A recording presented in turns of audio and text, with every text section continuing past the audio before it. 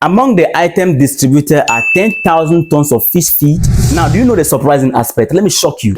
Respect, lovely people. It is really painful that in spite of the vast rich land that we have in Africa, we are not able to accomplish the objective of food independence, to the extent that in 2022, Worldwide Food Emergency reports that around 140 million individuals in Africa face food weakness, and no less than one of every 5 Africans fall victim. It is painful to be coming across this report every year, because Africa actually have the capacity to produce enough food for itself and even to export to the world. But guess what is happening? We have countries like Ghana and Nigeria and the rest of them spending billions just to import food. Yet little of this amount can actually be used to generate food enough from the country and even to export it to the world. The kind of money African countries spend to import food, investing that money into the agriculture sector will do much more good to the country. But just because we have some few ministers in office who are interested or determined to make money from imports, they would rather import food from outside instead of growing it from the ground. After that, they will create artificial inflation to skyrocket the price of local food in the market in order to discourage people from patronizing our local foods. We put them to office to build the nation. They came into office and became dollar hunters through importation. One of the reasons why Thomas Sankara was taken down is because he believed that eating imported rice and other food is a form of imperialism. During his time in Burkina Faso, he was able to initiate proper strategy in place to produce more food from the ground. He did achieve enough in the agriculture sector, and Burkina Faso was able to achieve food sufficiency. His achievement in the agriculture sector provoked the UN Special Rapporteur for the Right of Food in 1987, John Ziegler, to remark that Thomas Sankara has conquered hunger. The interesting part is that Thomas Sankara was able to achieve this without the help of any foreign government, no IMF, no World Bank, just Burkina Faso. Because the land to grow the food is not going to be borrowed to them by the West. And after taking him down, you all can tell what Burkina Faso became. But all hope is not lost. The new leader of Burkina Faso, Ibrahim Traore, picked up the mantle to continue the unfinished job of the brave Thomas Sankara. If you critically follow Ibrahim Traore, you can see that the guy has the same vision of Thomas Sankara.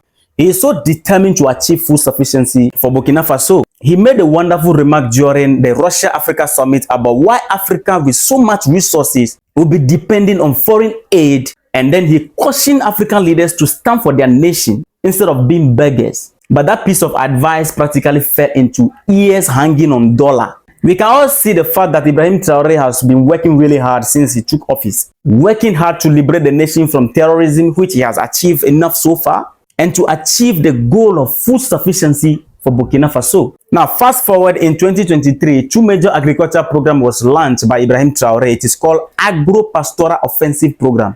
Early this year in 2024, his administration launched an African Development Bank supported project to boost food sufficiency in the country. The African Development Bank Group quickly provided 38.4 million euro to fast forward the project. One of the amazing plans in the pipeline is to supply about 9,000 tons of certified climate adapted seed to 330,000 farmers. And this will help the production of maize, rice, soya, cowpea, wheat, and the coal. The other side of this project is to boost national rice production by 430,000 tons and maize production by 707,000 tons, together with the increasing of other crops. You see, you all can agree with me that this is a leader who is actually thinking about his nation, unlike these dollar hunters we have here in this part of Africa. Now, in March 2024, Ibrahim Traore allocated agriculture equipment worth more than 78 billion CFA. And this is just for local producers. The aim is to enhance agriculture productivity in Burkina Faso. According to his speech after the distribution of this equipment, this is what he said.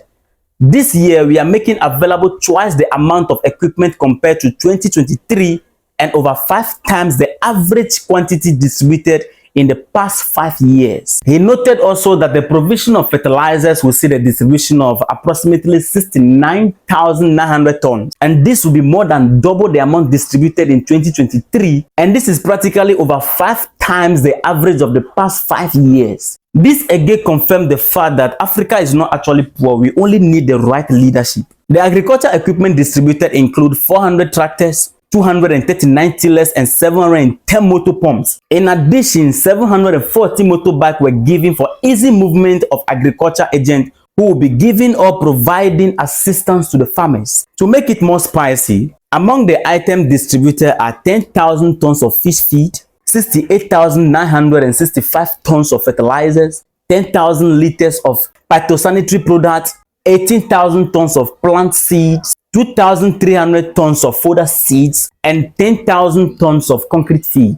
From there, he went on encouraging the youth to engage in agriculture and emphasized the fact that they will provide assistance to every youth interested in engaging in agriculture.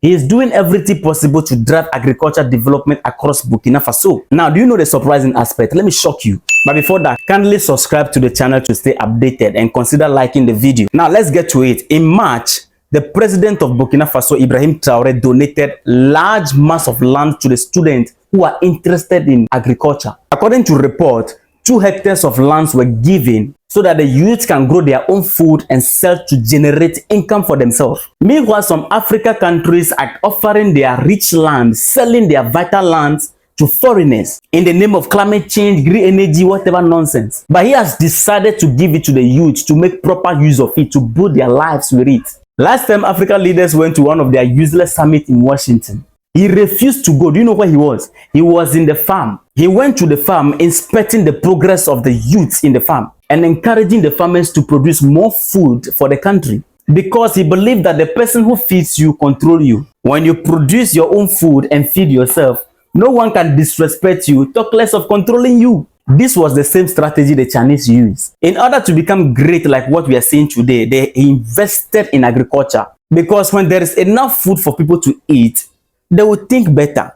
Hungry people cannot do critical thinking. You and I know that when you are hungry, even greetings from a friend can be offensive. And today, look at China. They have enough for themselves, even to feed the whole world. The Chinese first focus on food production before thinking of industrialization. Same strategy Burkina Faso is using. And I tell you, mark my words, a time is coming where we will give that maximum respect to the people of Burkina Faso. A time is coming where the youth in other African countries will have to travel out of their country to go to Burkina Faso for better living. Why? Because they have bad leadership.